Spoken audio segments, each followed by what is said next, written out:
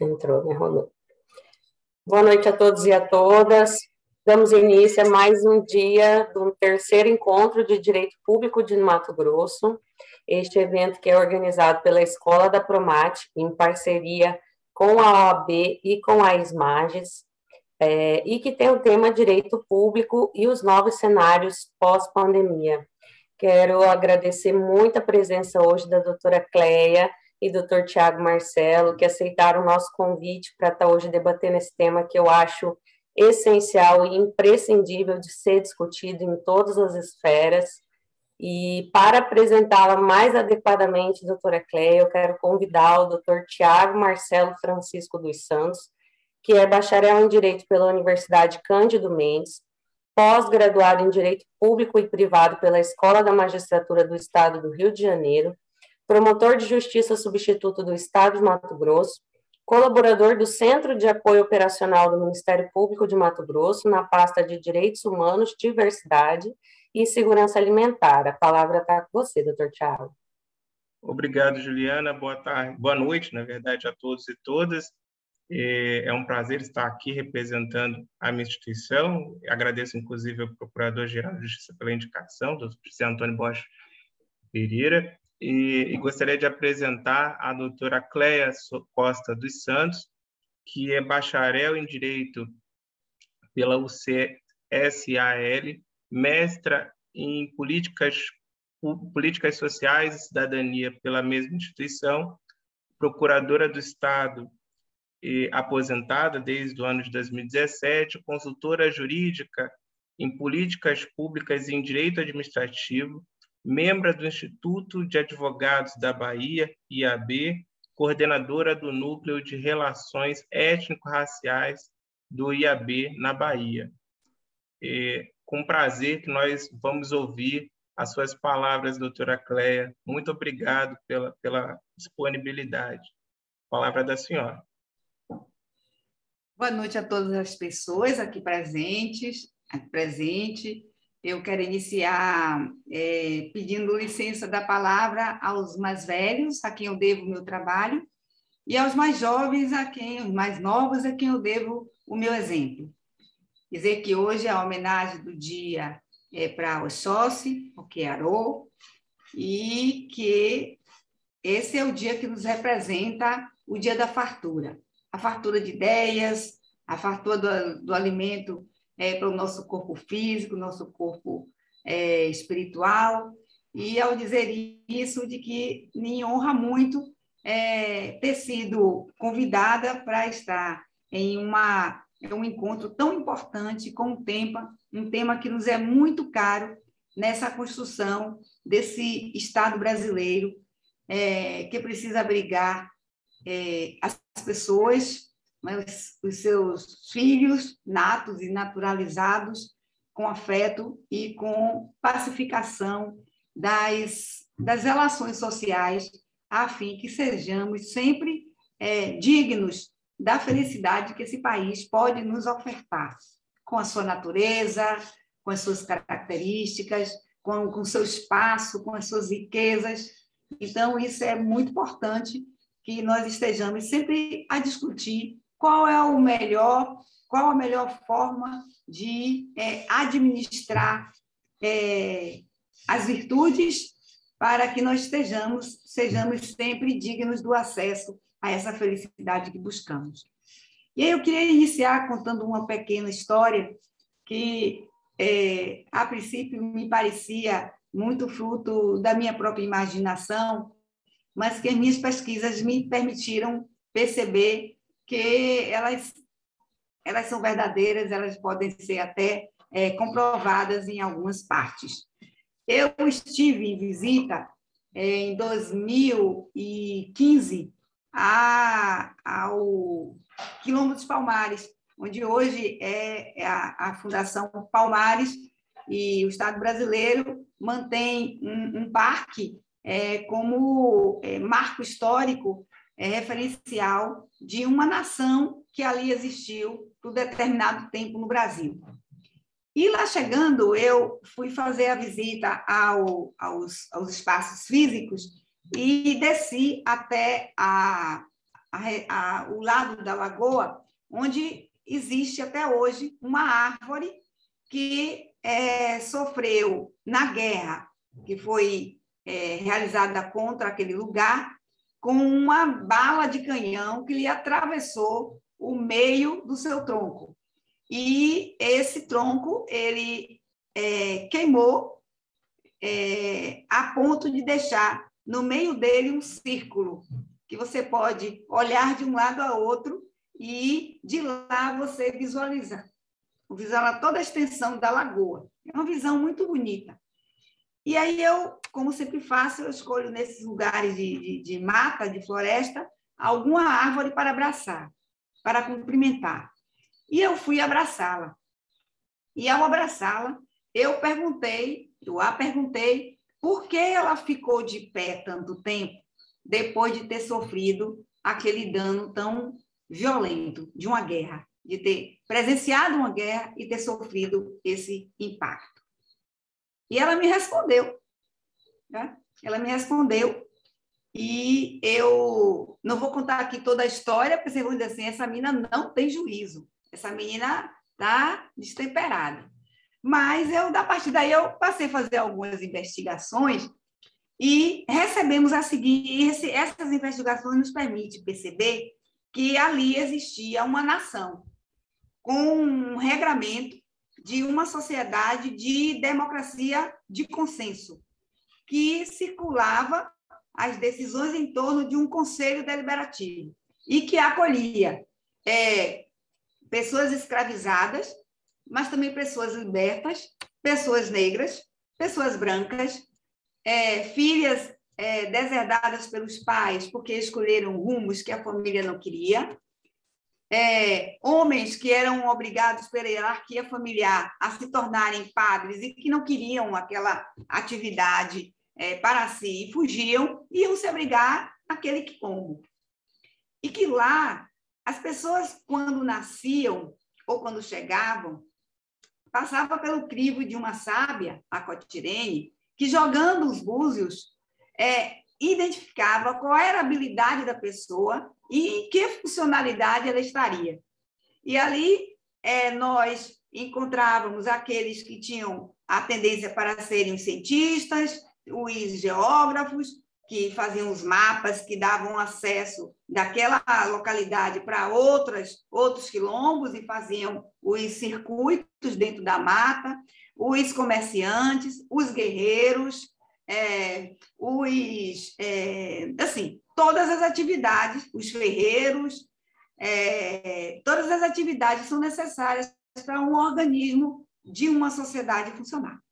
Pois bem, quando eles perceberam realmente o final da existência daquele quilombo pelos ataques que, em definitiva, iam destruir o lugar, eles reuniram um conselho e decidiram o seguinte: ficariam naquele local apenas os guerreiros. Todas as outras, os guerreiros e os mantenedores da alimentação e do suprimento dos guerreiros, ou seja, os auxiliares daqueles que guerreavam. Mas os sábios, aqueles responsáveis pelos remédios, aqueles responsáveis pelos mapas, aqueles responsáveis pelo comércio, esses sairiam do quilombo antes da total destruição. E assim foi feito, principalmente com um olhar sobre os griots, porque esses griots ficariam responsáveis de contar essa história para o mundo e sempre. E é assim, gente, que eu me sinto. Eu acho que eu fui uma daquelas ou daqueles que migrou daquele lugar com a tarefa de, no mundo, contar a história para nós, a fim de reconstruir esse país para a diversidade. E digo isso porque, desde que eu iniciei meus estudos como advogada, o meu grande foco, enquanto estudante, como pesquisadora, sempre foi como construir uma estrutura de Estado que coubesse à sociedade brasileira. Eu sempre tive o sentimento que a estrutura que foi montada não nos cabia. E essas pesquisas ficaram mais delineadas após eu ter participado da Constituinte de 1987 e da Constituinte de 1988 da Bahia, porque eu, dali em diante, iniciei os meus estudos sobre democracia participativa. Esse é um sonho que eu cultivo e que é o meu grande incentivo para continuar nesse exercício dessas trocas de conhecimento. E por que a Constituição foi um grande marco? Quando eu já estava bem crescidinha, já era professora, já atuava na Procuradoria e na atividade da advocacia privada, porque aqui na nossa Procuradoria, até 3 anos atrás, todos podiam advogar, não tinha exclusividade. E aí eu uso esse como marco exatamente porque a Constituição Brasileira de 1988, pela primeira vez, reconheceu a existência do racismo no Brasil. E ela não é poderosa porque ela reconheceu o crime que é a atitude racista, mas pela primeira vez ter reconhecido que nós não éramos uma democracia racial, que a estrutura do Brasil tinha sido montada para extirpar tudo que não representasse a hegemonia do povo colonizador. E vocês vão me dizer assim, é porque eles eram perversos, malvados? Não, porque houve uma escolha política, houve uma escolha econômica, houve todo um preparo econômico para que o Brasil fosse uma colônia de exploração. Nós estávamos exatamente na fase da consolidação do capitalismo pré-industrial e toda a máquina pensante do mundo se operava de como favorecer essa extensão, essa expansão do capitalismo. Tem um outro aspecto assim, que eu considero preliminar nessa nossa conversa, é de que a escravidão no Brasil, que foi produzida sobre homens negros, mulheres negras, vindos de um outro continente, ela também foi tentada sobre os povos originários. E exatamente porque não houve muita liga, muita possibilidade de implantação, a escolha seguinte foi de exterminar o povo originário, que ocupava, para eles, naquele momento, as melhores áreas, né? As melhores áreas que eram os litorais, e eram onde eles estavam chegando. Então, a tecnologia da escravidão, ela foi amadurecida, ela foi uma invenção que transformou as antigas fórmulas locais de escravidão em uma tecnologia de avanço do capitalismo de expansão, o pré-capitalismo e o capitalismo de expansão. E, ao fazer isso, os nossos colonizadores foram bastante estrategistas, porque eles implantaram essa tecnologia primeiro, lá, por exemplo, na Ilha Tomé Príncipe. E, ao fazer isso, eles descobriram que não foi possível manter o sistema escravocrata, que se iniciou com a ideia de um trabalho hierarquizado pelas normas militares e também não deu certo. Eles descobriram que eles não podiam mandar esses negros e negras em família. Eles precisavam fazê-los migrar sem família e sem identidade. Então, o continente africano, e para quem foi, já deve ter visto isso, há locais estabelecidos em que há uma chamada, há uma pia batismal fora da igreja, e nos ambientes em que ele levava esses homens e mulheres passando nessa pia batismal ou passando nas chamadas árvores do esquecimento, troncos do esquecimento, essas pessoas eram apelidadas e batizadas na religião do colonizador, mas o objetivo principal é que ela perdesse identidade, que ela chegasse aqui para se reconstruir dentro culturalmente do que pretendia esse povo. Então, eu só estou trazendo esses dados preliminares para dizer que é de raiz, é de estrutura primária, originária, a ideia de racismo como tecnologia de exploração do continente americano, né? Do continente americano como um todo, mas eu vou falar especificamente sobre o Brasil, porque nos outras localidades e no conjunto de ações do sistema espanhol, houve algumas diferenças. Então, não vai dar tempo aqui para a gente chegar a isso. Mas, uma vez estabelecida essa tecnologia de expropriação, porque foi esse o primeiro objetivo do colonizador, ele não queria vir para aqui morar, ele estabeleceu, inclusive, um conjunto de regras de ocupação desse país que vão repercutir em, vamos dizer assim, em desigualdades até hoje, e que precisaram de serem testados em outros lugares.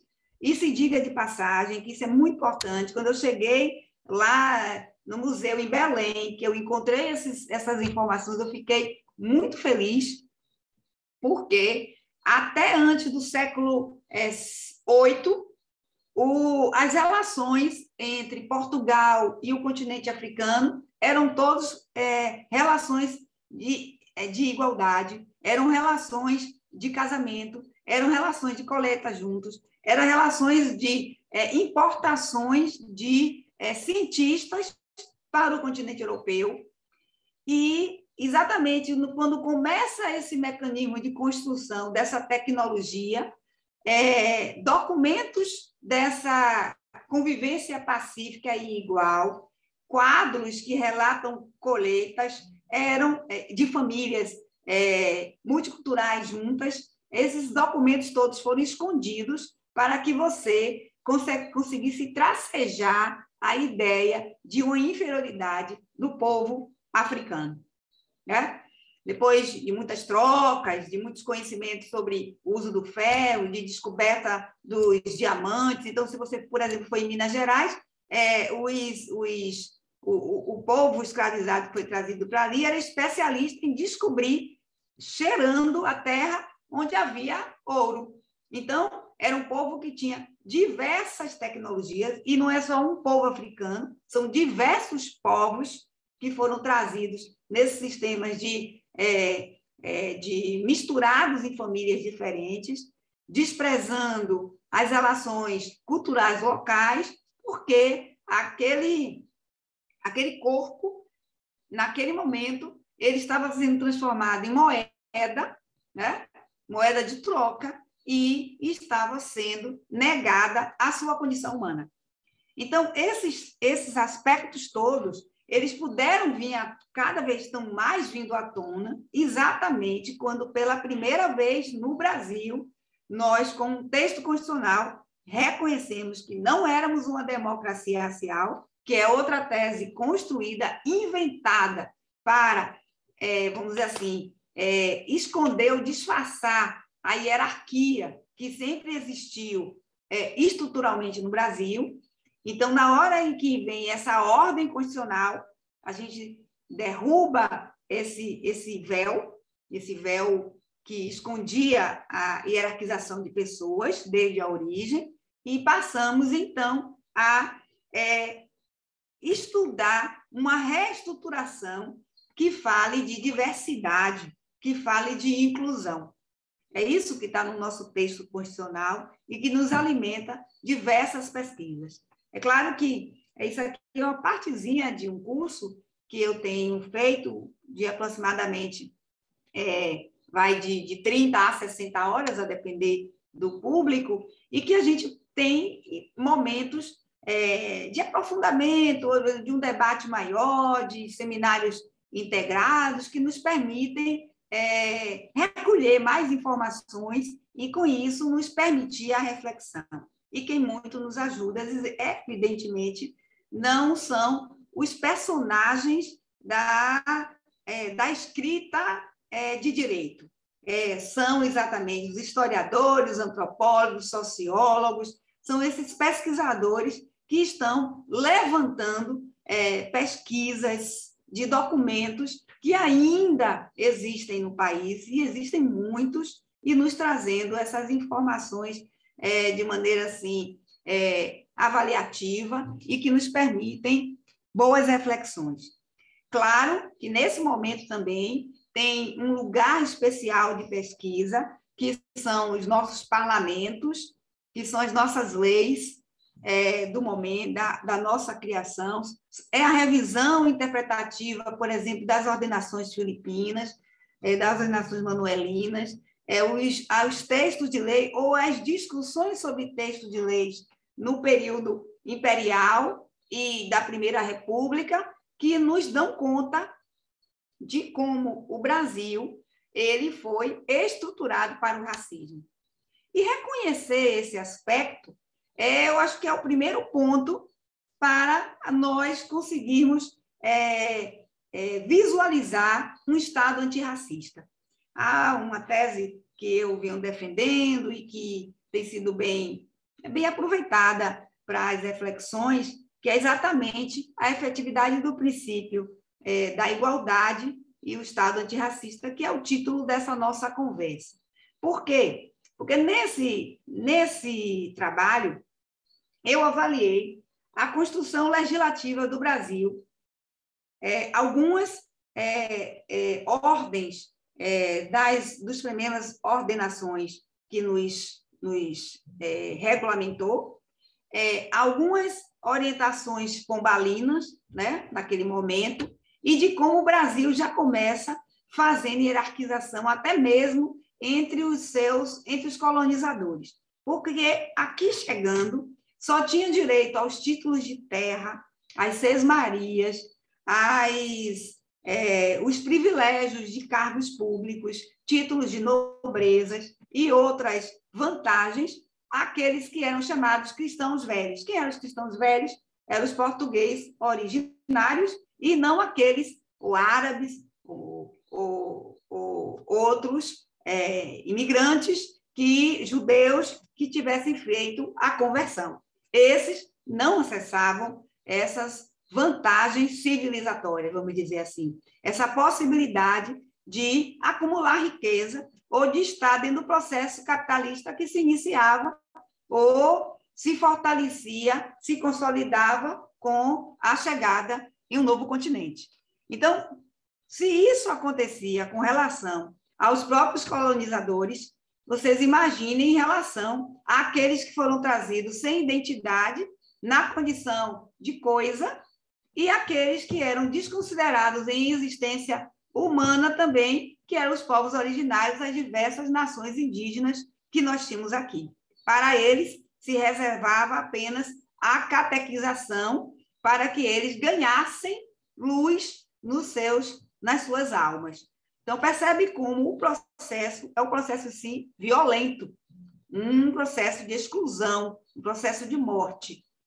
E as leis não foram diferentes. As leis tinham que sustentar esse sistema, porque você precisava legalmente dizer que alguém que era feito de carne e osso, que era um ser humano, não tinha direito à identidade e não tinha direito nem à sua própria vida, não tinha direito à família e que era objeto de uma construção econômica daquele momento.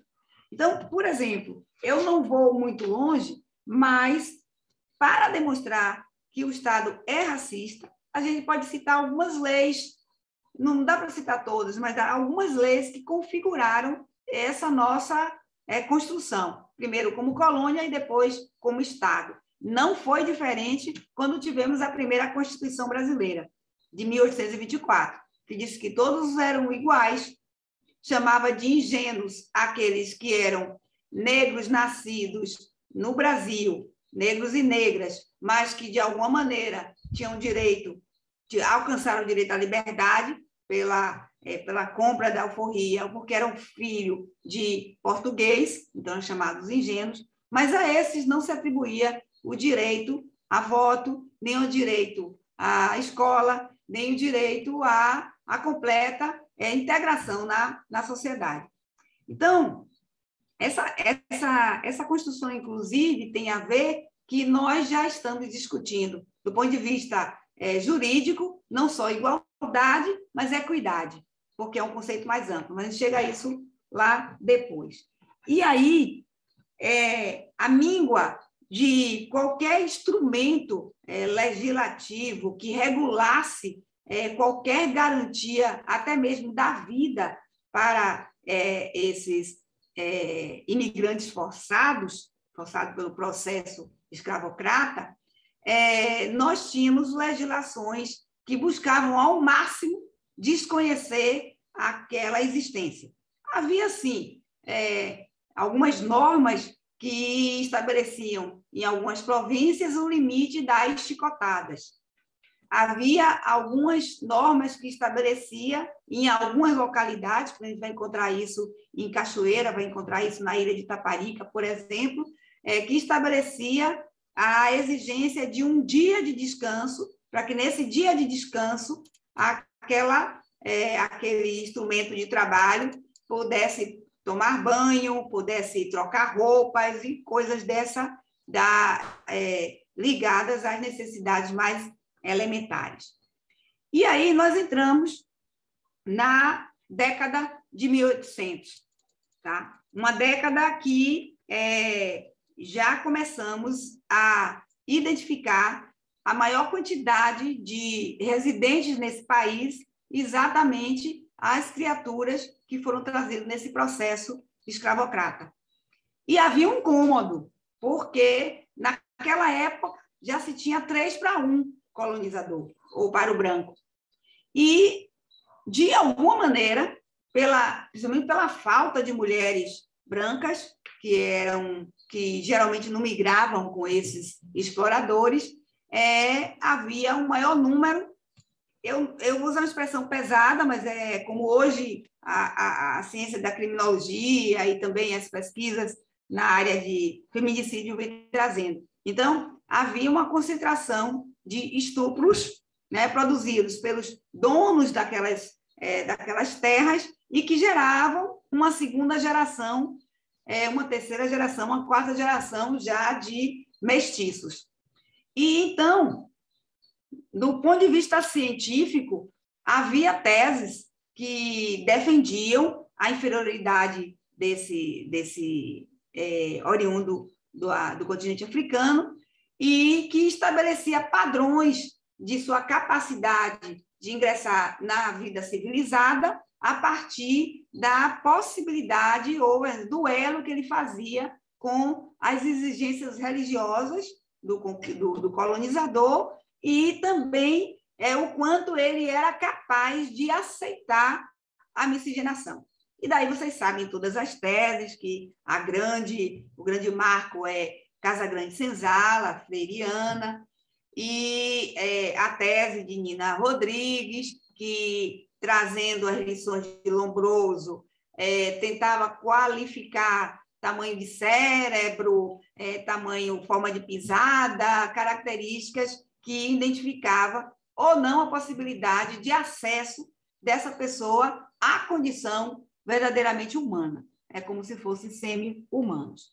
Mas, assim, eu vou trazer só de exemplo, que para mim é muito importante, quando nós tivemos as proibições internacionais do tráfico, e que o Brasil faz primeiro uma legislação para atender os interesses ingleses e não cumpre, e continua, e é nesse período em que a quantidade de escravizados trazidos se triplica, porque, sendo ilegal, começam a surgir portos diferentes, onde a chegada não sofre nenhum controle da coroa e há um aumento ao invés de uma diminuição. Até que a gente tem a lei de Eusébio, que, mais uma vez, reforça o 72 e diz que é proibido o tráfico do negreiro, e aí a gente vai entender um pouquinho o papel de Luiz Gama como esse grande advogado, defensor. Por que ele faz?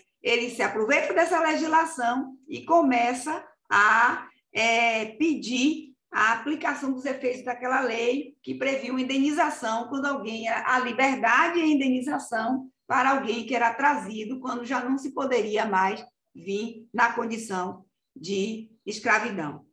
Então, é nessa época que a gente começa a perceber que há já um montante, né, já uma quantidade de homens e mulheres que já tinham alcançado a alforria, que já realizavam negócios, já tinham comprado terras por si, ou herdado, ou recebido em doação de alguns latifundiários.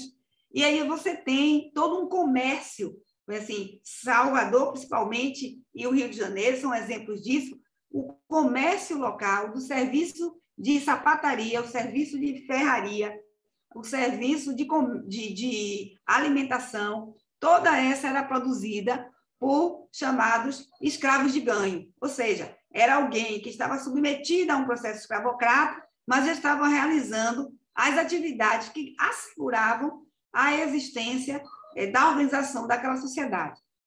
E é nesse momento que surge, por exemplo, uma lei 1854, que a gente na área do direito prestigia demais, que é a Lei de Terras, a Lei 601, que vai reorganizar o sistema fundiário brasileiro, exigindo logo no artigo 1º que aqueles que têm documento de sesmarias ou qualquer outra forma de documento de compra ou aquisição de imóvel compareça ao cartório para apresentar e regularizar a partir de então. Quem não fizer, no prazo de 30 dias, e que depois foi prorrogado para 60, depois para 90, quem não comparecer, aquelas terras serão tidas como devolutas e pertencentes novamente ao Estado.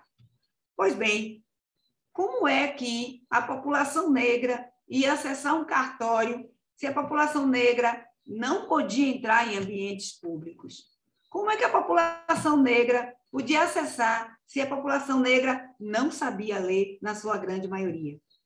E as terras que eles tinham já adquirido, muitas delas que já formavam quilombos para acolher parentes que eram localizados, ou das novas famílias que se formaram a partir dessa junção de povos diferentes, de nações diferentes, como eles iam comparecer?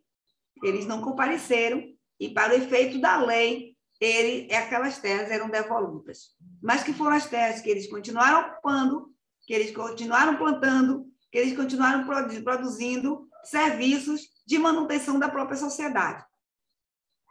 Por que eu digo isso, gente? Porque a gente precisa saber que um Estado que foi concebido para ser um lugar de exploração extrativista e que foi um lugar que foi concebido para as monoculturas agrícolas é um Estado rural. E um Estado rural só é capaz de produzir riqueza a partir da utilização da terra. Então, se você impede o acesso dessa população para a aquisição de sua própria manutenção, você continua excluindo essa pessoa de uma possibilidade futura de ter ascensão econômica no sistema capitalista. E, não bastante isso, outras leis foram criadas, gestadas, para, no momento da abolição da escravatura, que já era algo provocado do ponto de vista das políticas internacionais, mas também provocado internamente, tanto é que a abolição da escravatura não se dá ao mesmo tempo. Em 1884, a Amazônia decretou a abolição da escravatura no estado dela. Assim aconteceu também na Paraíba, no Rio Grande do Norte, em 1988. Quando se fez a Lei Áurea, na verdade, não se tinha nem mais 20% da população no estado escravocrata, de escravidão plena. Né? E houve todo um processo legislativo preparatório para a exclusão, para a continuidade da exclusão dessa população da vida, de possibilidade de crescimento financeiro, de organização, de saúde, de educação e de todos esses direitos básicos que o mundo europeu já reconhecia como essenciais a fim de você formar uma nação, né? Lembre-se que a gente também estava ali naquele momento firmando a ideia de Estado-nação. Bom, então, para além dessa lei, nós temos o Código Criminal de 1837, que vai criminalizar todas as ações possíveis culturais dessa população. Passa a ser crime a capoeiragem, passa a ser crime e feitiçaria a utilização da chamada magia negra, que eram os meios que eles utilizavam para a sua saúde, né? As folhas e os preparos, né? Então, tudo isso foi criminalizado. E quando se deu a completa abolição da escravatura, nós vamos encontrar esse homem sem terra, vamos encontrar sem possibilidade de regularizar em 54, 1954 em diante, né? Então, ele já saiu sem a possibilidade de regularizar. Sem terra, sem educação, tá? E criminalizar as suas possibilidades de exercício de atividades que poderia lhe causar, vamos dizer assim, manutenção nos conglomerados cidadinos que tinham naquela localidade. Então, reservou-se para essa população, eu nem estou falando dos indígenas, mas reservou-se para aquela população um não lugar, como eu digo, um não lugar social. E reservou-se para ele a ideia culturalmente construída de uma inferioridade cultural, reservou-se para ele uma não possibilidade de retorno, porque se tentou fazer com que toda essa população retornasse. Então, há uma distopia recente no cinema que foi encenada e dirigida por Thaís Oliveira, Lázaro Ramos e Seu Jorge, na medida provisória, que discute essa distopia de retornar ao continente africano, mas isso foi tentado, né? Isso foi tentado, esse retorno, e essa população, depois de mais de 300 anos, não tinha para onde retornar. Ele não tinha mais laços, os laços foram rompidos com esse continente africano, e que até hoje a gente tem duas discussões, a primeira diáspora, a segunda diáspora, e a União Africana. E a Carta Africana dá muito bem conta da segunda diáspora, mas não dá conta ainda da primeira diáspora, ainda está discutindo, porque os laços foram rompidos, né? Então, há uma questão mesmo que a gente enfrenta na Unilab, aqui em São Francisco do Conde, que é quando recebemos os africanos, né, vindos de diversos países, mas principalmente Angola, Moçambique, Gana. Então, quando eles chegam, eles ficam surpresos de a gente não conseguir contar a nossa ancestralidade. A gente, no máximo, a geração do Dr. Tiago já vai até bisavô, tataravô, mas a minha geração só vai, no máximo, até bisavô, porque a gente não tem registro e não tem tradição oral. E eles falam assim: como vocês podem se constituir enquanto ser humano, enquanto identidade cultural, se vocês não sabem o nome do seu tataravô? Mas nós não sabemos, porque isso foi rompido na hora que nós fomos tirados de lá. Então, eles têm dificuldade de compreensão com essa nossa falta de memória. Então, eles passam um tempo, porque, inclusive, eles costumam se apresentar falando da genealogia deles. E a gente não tem essa genealogia para contar, né? Se você observar bem, as famílias tradicionais que vieram para o Brasil, sejam elas as famílias italianas, as famílias portuguesas, espanholas, elas contam geração e têm retratos para mostrar. Então, se você encontrar uma família que, no Brasil, com a idade de 60 anos, pode se referir ao tataravô e mostrar a foto do bisavô, você tenha certeza que nem houve naquela linhagem um negro ou uma negra e nem um indígena. Porque se houver qualquer uma dessas duas etnias, você não vai conseguir fazer a árvore completa, tá? Isso é importante dizer, porque nós estamos falando da tentativa da construção de um Estado antirracista. Então, nós temos na área do direito uma tarefa imensa. Se os sociólogos, antropólogos, historiadores têm uma tarefa muito grande, eu posso dizer que nós temos uma tarefa duplicada, que é olhar para essa legislação do passado, que foram construídas pelos nossos pares, e buscar entender todo esse processo de exclusão para, com regras de equidade, a gente tentar trazer o país para uma inclusão verdadeira. Então, falar hoje de cotas, que ainda é algo que contraria muita gente, contraria muitas decisões judiciais, né, que se põem contra as cotas e os efeitos da cota, isso ainda é a ponta do iceberg. Isso é muito pouco para a grande necessidade transformadora que o Estado brasileiro precisa. Mas deixa eu caminhar para eu não passar meu tempo e roubar a chance do debate.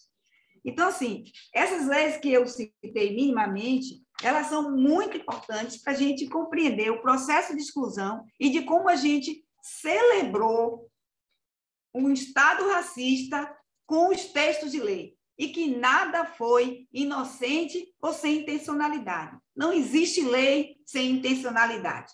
Né? Às vezes as intencionalidades são muito claras, outras vezes elas estão no subterfúgio da norma, mas sempre tem intencionalidade. E se a gente for estudar direito tributário, é que a gente vai perceber a intencionalidade que ainda se mantém nesse sistema para excluir pessoas pretas e para excluir os pobres de acesso à riqueza. Está tudo lá. Somos nós, os pobres, que pagamos a maior quantidade de imposto pela forma indireta. E basta que você altere alguns artigos dessa intencionalidade e você muda o padrão no Brasil. Mas aí a história também é muito longa e essa construção tributária começa lá atrás. Começa lá atrás. Os latifundiários, os ricos, os que ganharam terra, os Sesmaria, eles tiveram instrumentos, muitas vezes, para escapar da aplicação rigorosa das taxas e impostos criados pela coroa. Mas a população mediana e esses que sequer eram considerados seres humanos não tiveram nenhuma defesa contra esse impacto da legislação tributária, que é um capítulo à parte que a gente precisa enfrentar para, em desconstruindo o que ali está, afastar um ranço racista, dos mais graves. Tá? Mas, voltando, tem um outro decreto, um decreto nacional, mas em cada localidade tem um desdobramento de como isso acontece, que é o acesso à educação. Em 1890, já depois da Lei Áurea, foi em 1888, em 1890, pelo decreto 528, veta-se a entrada de pessoas negras e asiáticas no país, a não ser que haja uma autorização do Congresso Nacional. Qual era o propósito? O propósito era continuar investindo na possibilidade de extinção da população negra no país. Então, se começassem a chegar homens livres e com condições financeiras de comércio, se começasse a chegar, por exemplo, os islâmicos do norte, né, que fica Mauritânia, Tunísia, aquela região ali, começasse a chegar a Gana, pessoas ricas e negras, elas certamente fariam um comércio que não era o interesse da elite brasileira. E asiático nem pensar. Você vê que os asiáticos vêm chegar bem depois do Brasil, né? E o tempo que chegou foi suficiente para eles se estabelecerem e eles formarem uma nação dentro do Brasil, vamos dizer assim. Mas é importante que se diga que esse aspecto também tinha a ver com não permitir que, chegando esses africanos para cá, fossem eles responsáveis de continuar fazendo o comércio com o continente africano. E ainda hoje, nós temos regras do sistema que, por exemplo, impactam diretamente na comercialização de açúcar para o mundo e para o continente africano. Há um impedimento, porque você cria travas que só permite àqueles que estão naquele mercado ter possibilidade de continuar negociando. Então, o mercado não se abre.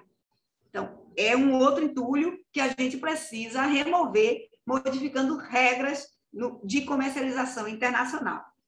E há um outro decreto, que foi um decreto nacional, também nessa época, 1990, que estabeleceu a impossibilidade de silvícolas asiáticos e portadores de doenças contagiosas de terem acesso à educação, à escola pública. Aliás, era a única que existia, a escola pública.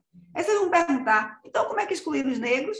Eles já eram livres, podiam entrar, botar suas crianças. Pois é, mas as escolas tinham códigos internos e revelados em documentos, né, que equiparavam os negros e negras, as crianças, a portadores de doenças contagiosas. E, portanto, eles não tinham acesso à escola. Isso é tão grave que meu avô foi nascido em 1902, e ele conta que em 1910 ele tentou ir à escola, e ele foi proibido, ele não sabia dizer. E para mim, eu ficava assim, imaginando, não já tinha acabado a escravidão? Ele era de uma cidade do interior, e ele aprendeu a ler e escrever pela janela. Ele aprendeu a ler ouvindo e escrevendo nas folhas de pão, como eles chamavam, né? Aqueles de embrulho de pão. E aí que eu fui entender, porque ele não teve acesso à escola, porque ele era considerado um portador de doenças contagiosas para adentrar a escola. Gente, é aqui, 1900, século XX. É para vocês terem uma ideia de como nós precisamos, na área do direito, estar alerta de que cada pronunciamento nosso pode estar repercutindo uma prática racista. Bastante que nós estejamos condicionados à legalidade daquele texto e não à provocação de revisão daquele texto. Né? Nós temos que ter um caráter assim, investigativo e inquieto diante das coisas como elas estão postas, porque senão nós chegaremos no século 22 sofrendo os efeitos desse impacto de mais de 300 anos de processo escravocrata. E eu quero só concluir nesse aspecto dizendo que, assim, já uma das conclusões que eu sempre deixo para depois, mas eu vou antecipar, que por que eu faço questão, principalmente, de falar nesses locais qualificados, que somos nós, os procuradores de Estado, Distrito Federal, procuradores da União. Porque os antropólogos, os sociólogos, o Ministério Público, na pessoa de doutor Tiago, pode denunciar o Estado racista, mas só nós, os procuradores, nós podemos reverter esse Estado racista na medida que nossas práticas sejam práticas que reconheçam a existência desse entulho e promova a discussão para que ele possa ser afastado da vivência e da legislação do nosso Estado. Tá? Então, uma boa coisa. Daqui a pouco aí farei isso. Eu divulgarei alguns livros que são muito importantes para a nossa leitura, porque eu também, um dia, fui chamada por uma pessoa que eu mais amo e admiro e respeito como uma grande autoridade no Brasil na discussão dessa matéria, que se chamava Luísa Barrios. Eu fui advertida por ela, enquanto secretária do Estado da Bahia, em uma reunião em que eu orientava a aplicação de algumas práticas que precisavam para um edital de seleção pública, e, ao final, ela me pediu para ficar, todos saírem, pediu para ficar. Ela disse: doutora, eu reconheço o seu esforço e a sua habilidade com a área do direito, mas quero dizer que, em matéria de prática antirracista, a senhora ainda é ignorante. E aí eu disse assim: doutora, e como é que eu desfaço essa minha ignorância? Estudando, doutora. Eu vou lhe dar aqui uma lista de livros e a senhora, por favor, vá para a leitura, que a senhora vai entender o que eu estou falando. E eu, na minha humildade, eu fui, porque eu era ignorante mesmo. E, na medida que eu fui lendo, na medida que, por exemplo, eu peguei o livro de O Genocídio do povo negro de Abdias Nascimento e toda a luta que ele encampou para que, em 1988, a gente pudesse ter uma declaração de que nosso Estado é racista. A leitura de, por exemplo, um defeito de cor de uma mineira que se radicou na Bahia e encontrou documentos em uma igreja, quer dizer, na mão de uma família, que foi resíduo de uma igreja, que estavam sendo para serem jogados fora, que conta a história de uma africana e todo o movimento nela no Brasil, e que se diz, que tudo se indica, que ela foi a mãe de Luiz Gama, e que Luiz Gama foi vendido pelo português que vivia com ela, enquanto ela se ausentou para fazer uns trabalhos no Maranhão. Então, assim, foram essas literaturas, essa, por sinal, eu li 497 páginas em pranto. A história é uma história muito, assim, muito comovente. E a gente que se comove com os filmes americanos de Kunta Kinte e tantos outros que nos revelam os efeitos da violência da escravidão americana, tem com esse livro de Ana Maria Gonçalves, Um Defeito de Cor, a possibilidade de conhecer o drama que foi o processo escravocrata no Brasil, por uma história de uma africana erradicada na Bahia. E tem outros livros aí, mas no final eu continuo partilhando com vocês. Então, voltando. Então, quando eu descobri essa minha ignorância, eu fui para os livros e foi isso que me entusiasmou a pesquisar.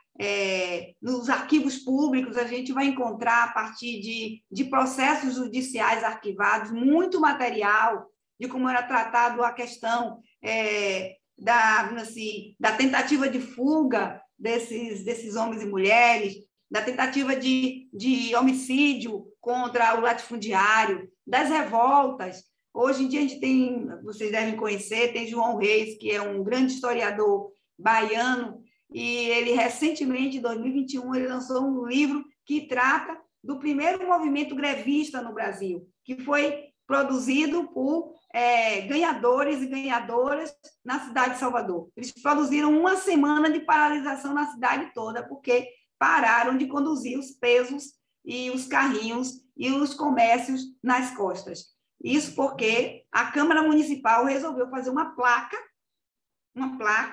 e cada um teria que portar no seu corpo uma placa e pagar uma taxa. Eles pararam por uma semana e fez com que o poder público retirasse a tal da história da placa. Vixe, meu Deus, 10 minutos eu não falei nada. Meu Jesus. Mas, assim, retirasse a placa e diminuísse a taxa. Porque, para o povo africano, o corpo é um ente sagrado. Mas, assim, eu vou dar um salto para dizer de como a gente precisa caminhar para compreender que existem marcos legais atuais que são verdadeiras leis complementares à Constituição, à efetividade do princípio da igualdade, à efetividade do artigo 3º da Constituição, e que esses documentos nos referenciam outras práticas.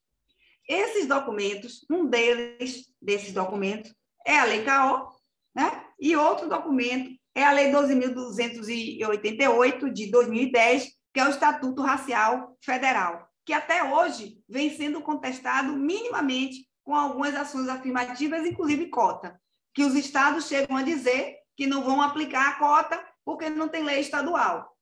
Ora, a lei é federal e não é só isso, ela é uma lei complementar, ela está ali consolidando uma percepção de efetividade do princípio da igualdade, para que a gente, pelo menos, possa começar a falar de equidade. E aí, por conta disso, muitos estados se retardaram, e ainda a Paraíba, até hoje, na Procuradoria, não aplica as cotas raciais para o concurso público, dizendo que não tem lei estadual. No nosso caso, toda essa polêmica que permitiu, inclusive, que o Ministério Público Estadual fosse até o Conselho Superior e conseguisse aplicar cotas, e que a Defensoria já está no terceiro concurso com cotas, permitiu que o Estado da Bahia, Procuradoria-Geral do Estado, até hoje esteja sem nenhum concurso com cota, porque a alegação da época, embora toda a pressão nossa interna, foi de que nós não tínhamos lei. Mas aí, logo em seguida, hoje nós temos o Estatuto Racial de 2014, que eu e um grupo de aquilombados, né, como nós dizemos, entre advogados, bacharéis em direito e de todas as outras áreas, arquitetura, assistência social, educadores, fizéssemos o comentário a esse estatuto e que a gente disponibiliza para conhecimento de vocês, porque ali estão inseridas diversas ações afirmativas dentro de diversas áreas que tentam concretizar o acesso à terra, o acesso com consulta prévia, inclusive, seguindo a OIT de 169, o acesso à educação, o acesso à igualdade, equidade entre mulheres e homens, a participação coletiva nas decisões do Estado, nos conselhos participativos.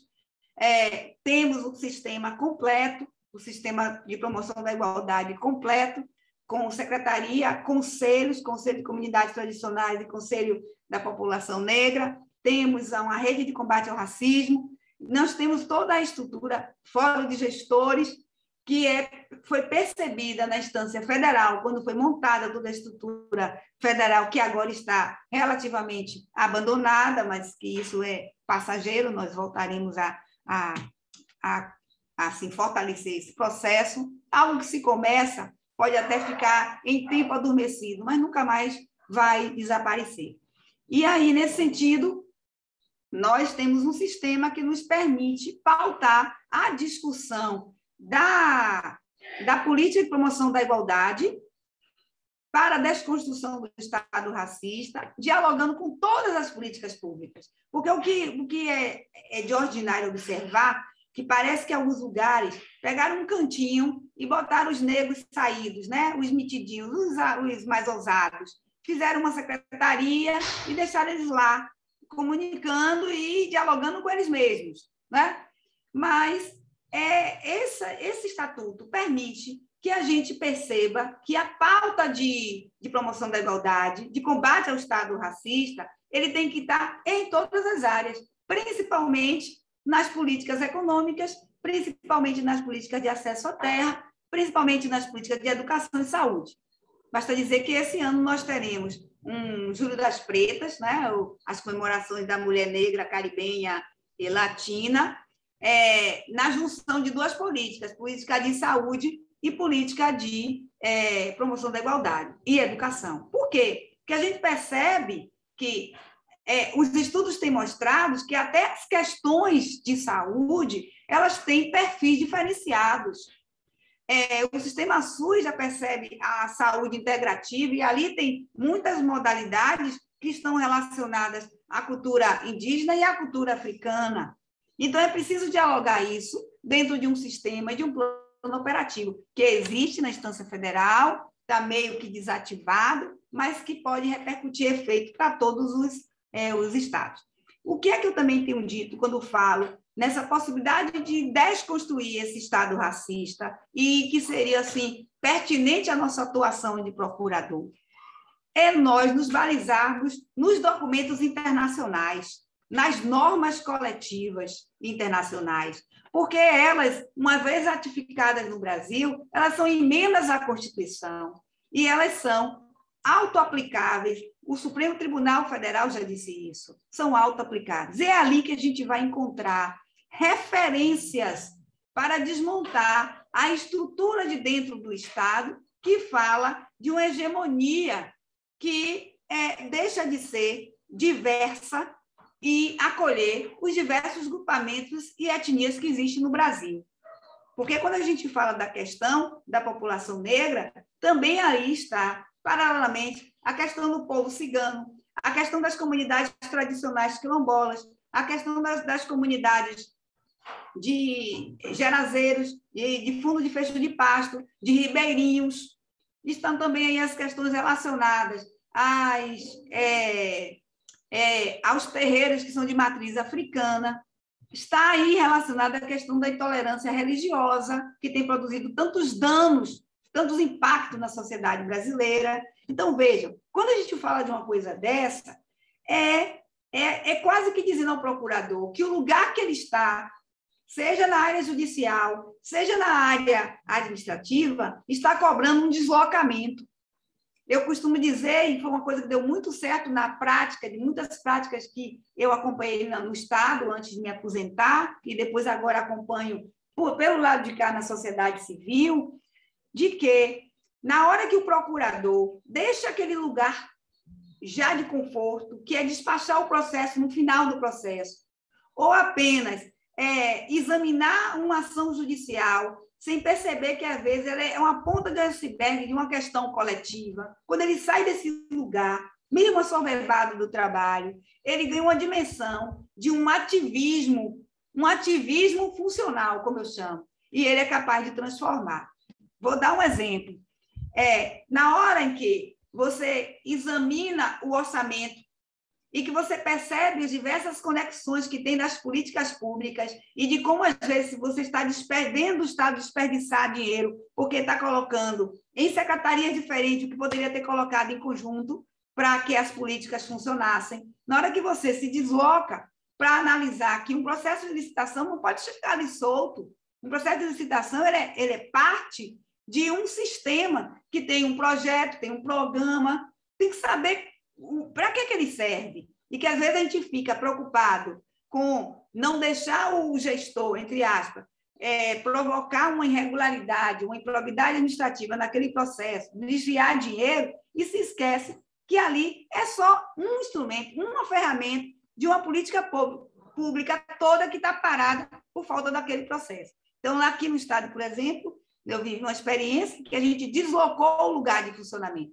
A gente participava dos planejamentos das secretarias, então já sabia quais eram os tempos da administração, o que é que eles iam precisar fazer, e nós dizíamos já antecipadamente o instrumento adequado, porque seja licitação, seja edital de seleção pública, seja concurso, seja modalidade licitatória, tomada de preço, concorrência pública, eles são apenas ferramentas para pôr em prática efetividade de políticas públicas. E outra coisa, não é possível fazer a derrocada de um Estado racista sem políticas públicas, sem investimento em políticas públicas.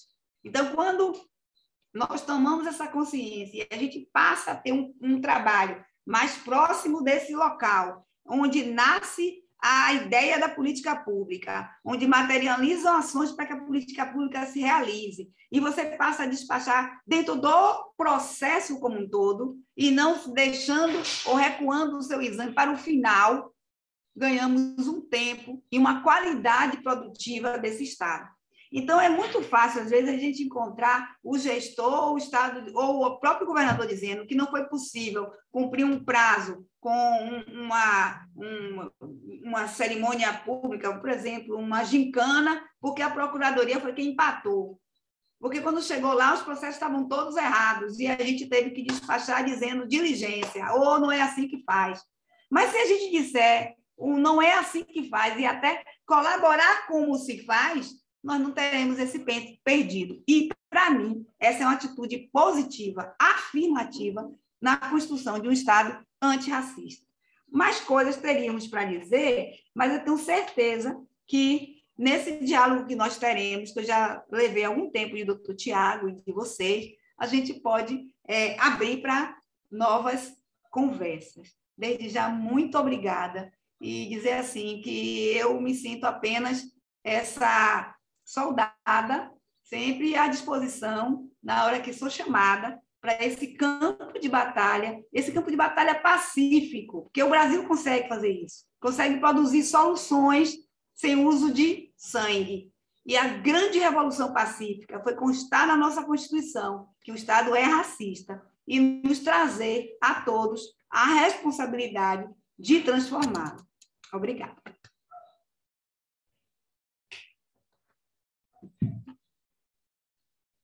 A palavra está com você, doutor Tiago. Muito obrigado, Juliana. Muito obrigado, doutora Cléia.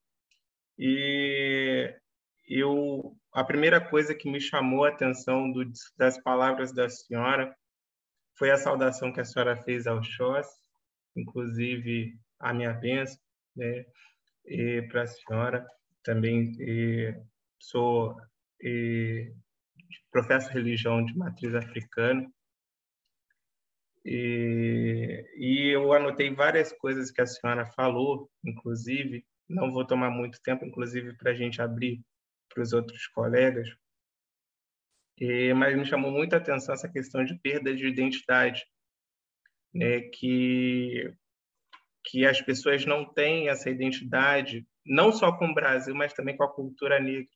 Há uma subculturalização da população negra, e o que vem da população negra geralmente é trazido como coisa de preto, inclusive, como do Rio de Janeiro, vou trazer um exemplo, até musical de lá é Som de Preto, de Favelado, não sei se os colegas já ouviram. Enfim, e também trouxe o que a senhora falou de Lombroso, né? Os colegas acredito que devam ter conhecimento de criminologia, e nos estudos que eu estava vendo, eu já e até dentro da própria atividade, e como disse no início, eu sou promotora há pouco mais de um ano, então perdoe inclusive eventual gafe da minha parte, mas acredito que se o Lombroso pudesse descrever talvez a sociedade brasileira, de como seria o bandido atual da sociedade brasileira, ele descreveria nas palavras que a senhora disse, de preto e de pobre. É muito fácil ver isso. Infelizmente, quando a gente vai fazer visita nas cadeias públicas que a gente faz, e até hoje, já há um tempo também nesse cargo, as pessoas ainda se chocam quando eu chego em alguns lugares, porque o senhor é o promotor de justiça. Então, as pessoas estão mais acostumadas a ver a população negra do outro lado da grade, do outro lado dos estudos, a marginalidade da sociedade. E é muito difícil também ocupar essa cadeira, porque a gente não pode negligenciar o trabalho, não posso deixar de fazer os meus pedidos, às vezes, de prisão ou de soltura, ou que seja, ou qualquer que seja, mas e também não posso me colocar num lugar de meritocracia, porque não é. A Juliana fez a narrativa da minha pequena biografia, né? Eu fui aluno, sim, da Escola da Magistratura do Estado do Rio de Janeiro, bolsista, com cotas. Eu fui aluno da Universidade Cândido Mendes, privada, com bolsa, e fui aprovado no concurso do Ministério Público como cotista. E ter essa discussão da importância das cotas, e digo isso de coração aberto, é a materialização do que importa. Para mim, as cotas são muito importantes, inclusive por conta desse choque cultural de que as pessoas ainda não estão acostumadas a ver a população negra nesses cargos, não só negros, mas também tantos negros quanto mulheres, quanto pessoas LGBT, a população LGBTQIA+, como a população dos terreiros. E ouvindo uma outra palestra no outro dia, somos maioria, mas somos uma maioria minorizada. Então, justamente por ser uma maioria minorizada, há uma deficiência nessa democracia. Essa democracia não está tão correta como o termo que a senhora utilizou, né? Essa democracia racial não está tão paritária. E por isso, por tal motivo, eu acredito que seja necessária ainda as cotas, e falo isso por conta da função política que os procuradores de Estado têm aqui. E eu tenho uma pergunta só para a senhora, e partilhando, inclusive, da minha experiência de que o concurso público, tanto meu quanto da senhora e dos colegas também, é muito caro para se chegar até aqui. E digo caro por questão de acesso aos estudos. Não só porque chegar até a faculdade com cota, ela demanda 10 anos de estudo, 10, 15, e às vezes nem todas as famílias têm essa preparação ou aquela acreditar naquele estudo.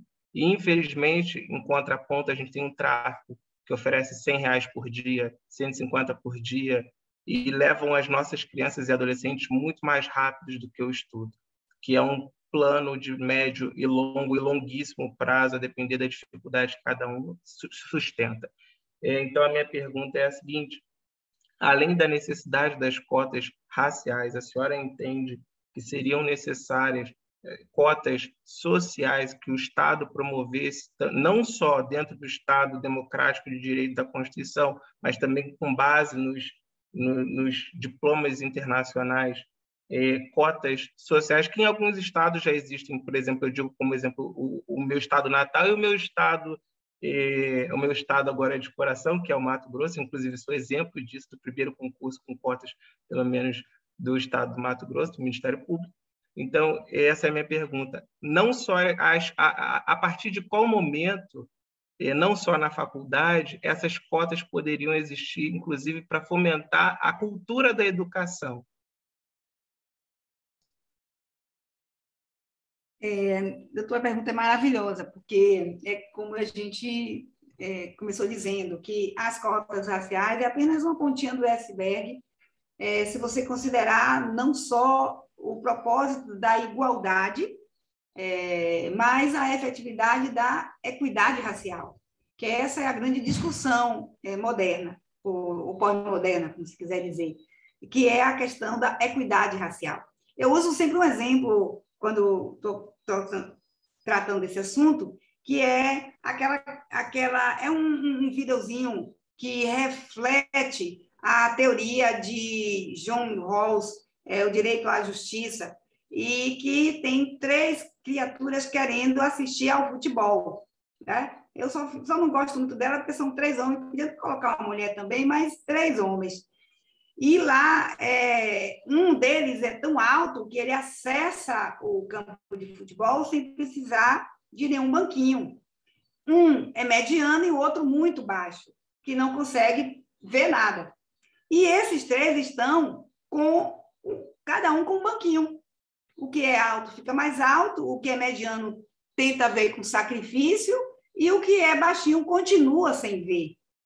Bom, isso você podia dizer que está no campo da igualdade, você deu um banquinho a cada um, mas você não está no campo da equidade, porque aquele que é baixinho, ele precisa de ter a quantidade de banco suficiente para ter acesso a uma percepção como o maior tem, naturalmente tem. Então, a solução que foi dada na figura seguinte desse vídeo é que se retira o banco daquele que não precisa do banco, não precisa ordinariamente do banco, acrescenta um banco no segundo e dá 3 bancos para o pequeno. Porque aí vocês terão todos eles na condição de perceber o jogo. Quando nós falamos isso, nós temos a exata compreensão que nós temos toda uma reparação histórica em relação às populações negras, silvícolas, dos povos originários, desculpe o termo silvícola, porque veio o termo da lei primeira, e também as comunidades ciganas, as comunidades tradicionais. Então, se há esse desnível que foi tirado, exatamente porque houve um grupo que foi privilegiado, e quando você fala de privilégio, é no sentido científico, no sentido legal, pessoas que tiveram, para começar o processo de colonização, uma posição elevada, com terra, com título e com acesso ao poder. Então, na hora que você vai tratar da equidade, você reconhece esses pertencimentos, que não tem isso, e que a única coisa que estamos fazendo na atualidade, como diz José Barbosa, é aplicar ações afirmativas para que você alcance essa equidade. Então, esse discurso da equidade, ele precisa estar nos nossos documentos, nas nossas escritas de pareceres. Eu posso dizer, não, esse edital aqui precisa de regramento novo, esse edital precisa prever que a empresa que tiver no seu comando pessoas negras na direção vai ter uma pontuação diferenciada. Isso não é desigualar iguais, não. Isso é garantir equidade e resultado para a sociedade. E nós temos editais aqui na Bahia, sim, que assegura vantagens, pesos, notas diferentes para empresas que são dirigidas por mulheres, por cooperativas de mulheres negras. Por quê? Porque nós temos um estatuto que assegura que deva haver medidas que deem oportunidades qualificadas para que você tenha, ao final, a construção da equidade. Então, aqui na Bahia também, as cotas são sociais, mas o que a gente já está discutindo é que, para além das cotas para a universidade, para além das cotas para o mestrado e a pós-graduação, nós precisamos estabelecer cotas no acesso ao trabalho. Nós precisamos estabelecer cotas determinando que empresas de hotelaria, que tenham nos seus quadros trabalhadores negros e negras, principalmente mulheres negras, que é a base da pirâmide mais desfavorecida, estão em cargo de destaque financeiro e de representatividade, essas empresas serão preferencialmente contratadas, tá? E a gente já começou a fazer isso em alguns setores, de economia solidária, por exemplo. E sabe qual é o diferencial disso? Todo mundo mudando seus estatutos para prever a possibilidade de mulheres negras no comando. Por que a diferença? Só porque é belo falar isso? Não. Além de ser equidade, é essa mulher que no Brasil como um todo, é chefe de família. Aqui em Salvador, chega a ser 81% dessas mulheres chefes de família. Foi por isso que o programa, no governo Lula-Dilma, previu que o Bolsa Família era entregue para as mulheres, porque foram pesquisas universitárias que descobriram que, quando se entregava para o homem, ele ia tomar a bebidinha dele, ou ele ia ter mais de uma família, usando aquele dinheiro. Mas que, na mão da mulher, rendia, e houve um momento que a pesquisa identificou a compra de computadores. E aí começou a se dizer, e o Ministério Público entrou com algumas denúncias, dizendo que havia um desvio na utilização do Bolsa Família. E quando essas mulheres foram chamadas, e quando as discussões foram feitas na sociedade, se descobriu o seguinte: elas compravam equipamento de computador, de tecnologia, para que os filhos pudessem acessar o estudo, a pesquisa, para que as crianças não precisassem ficar na rua dividindo equipamento esqueci o nome, nas... Lan house, doutora. Lan houses, isso, nas lan houses, certo? Então, aquilo foi uma percepção da política pública, posso estar à disposição de um processo de, vamos dizer assim, de emancipação, né, tanto feminina quanto da qualidade da educação do jovem, que precisou contar com esse diferencial. Eu me lembro e participei da primeira pesquisa que foi feita pela UNEB, a Universidade Estadual aqui, quando se discutia que as cotas iam trazer diminuição da qualidade do ensino universitário. E, para nossa alegria, as respostas qualificativas dessa pesquisa demonstraram que foi ao contrário. Essas pessoas que acessaram por cotas eram as melhores posicionadas em termos de nota e de pesquisa. Nós começamos a ter pesquisa sobre a questão dos impactos da escravidão no Brasil, quando nossos pesquisadores passaram a ser homens e mulheres pretas. Ariadne, por exemplo, Rus, fez uma pesquisa ainda em TCC, que é uma das pesquisas mais citadas nos trabalhos de pesquisa sobre o tema. Ela, em TCC, ela foi analisar o Código Civil Teixeira de Freitas. E lá ela descobriu um discurso de Teixeira de Freitas que dizia que nós não tratamos de nenhuma regra sobre as regras civis sobre negros, porque é muito melhor deixar o Código brasileiro, que será eterno, segundo ele seria eterno, livre dessa mancha.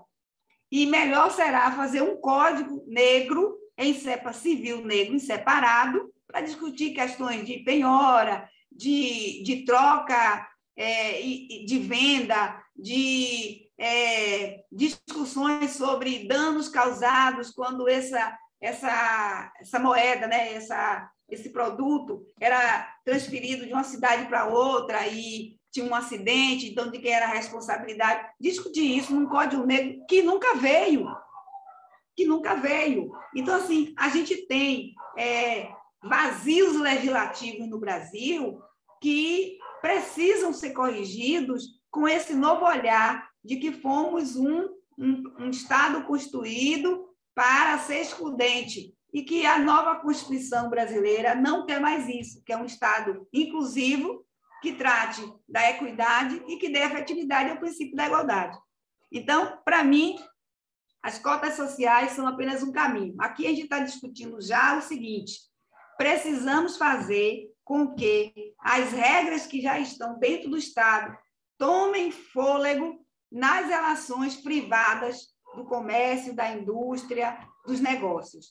E, para 2023, aqui na Bahia, a gente quer discutir o mando das secretarias de economia, desenvolvimento econômico, porque é lá que estão os negócios, lá que está o dinheiro do BNDES, do Desembahia, que é o Banco Estadual, é lá que se faz política de subsídio.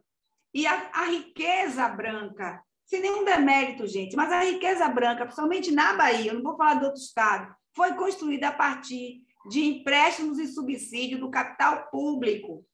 A grande riqueza da área cacaueira foi produzida com empréstimos intermináveis para aqueles coronéis. E hoje, entrando em fracasso, já há anos, está sendo resgatado pelo sistema de cooperativa de homens pretos e pretas, que já estão exportando os melhores chocolates da região, né? Então, para vocês perceberem de como a gente precisa estar no lugar certo, por isso, doutor, no início eu falei, estou falando também para outros colegas, que nós fomos selecionados para sermos griots da atualidade, para trazer essa mensagem nova, para dizer coisas que o nosso coração sabe que há diferenças. Se passar um moço com a aparência física de doutor Tiago correndo, alguém vai logo pensar que ele é um contraventor, no mínimo, da lei, né? Tivemos recente um pai de família que morreu asfixiado dentro de um carro de polícia por causa de um capacete, né? Porque ele não estava usando o capacete, ele morreu. Mas essa banalidade de morrer, aqui na Bahia, é nas esquinas. A gente morre por tudo. Todas as mães de meninos pretos, quando o menino vai sair, a primeira pergunta que faz é: já colocou o documento em lugar, a identidade em lugar visível? Exatamente. Você vai com quantos amigos? E eu, que sou tia de meninos pretos, já tive algumas situações deles, porque tem um padrão financeiro melhor, porque é filho de médico e enfermeira, de a gente ter que fazer interferência numa festa muito bonita aqui no Parque de Exposição, porque a polícia resolveu bater nos garotos. No grupo dele tinham 4 pretos, os outros eram brancos, só que apanhou foram os pretos. Eles achavam que os meninos estavam fazendo coisa errada, bateram só nos pretos, não bateram em todo mundo. Né? Então, isso que parece senso comum, ele precisa ser desmontado com essas nossas investidas contra o Estado racista. Né? E é por isso que é tão importante. E mais, gente, a pauta racista, a pauta antirracista não é uma pauta exclusiva, um dia já foi, pauta exclusiva dos movimentos negros ou de quem sofre na pele. A pauta antirracista é de todo ser humano, brasileiro, brasileira, democráticos e democráticas. Porque é impossível, isso que eu cheguei à conclusão numa pesquisa, que a interrompi para que eu pudesse avançar nos estudos de raça e gênero.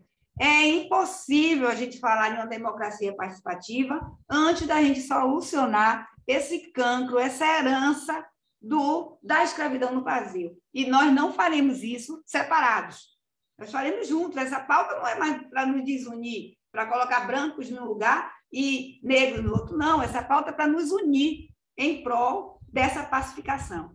Metade da violência que a gente vive no país decorre dessas consequências oriundas de uma sociedade escravocrata, que ainda está muito claramente, né, nas nossas realidades.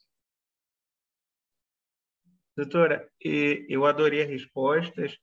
Eu vou abrir para os colegas. É isso, doutora Juliana? Está no mudo, senhora. Até para já vamos ter que encerrar, porque a gente já está no horário de começar o